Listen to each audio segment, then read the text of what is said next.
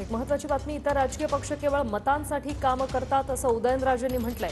भाजपसाठी आधी वैचारिक मत लाख मोलाचं असंही उदयनराजे भोसले म्हणाले।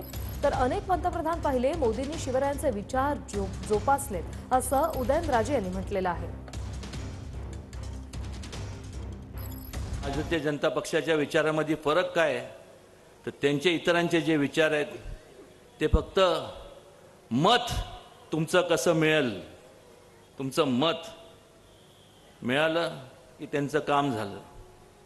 पण भारतीय जनता पक्षाचा जर बारकाईने विचार केला तर तुमचं मत म्हणजे पहिलं तुमचं वैचारिक मत हे आमच्या सगळ्यांच्या दृष्टिकोनातनं लाख मोलाचं आहे।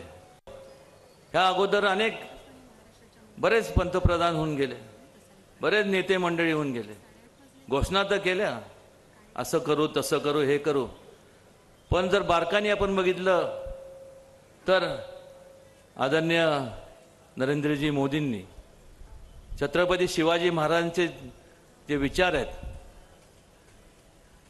महिलांच्या बाबतीतलं त्यांचं सक्षमीकरण, गरिबांच्या बाबतीत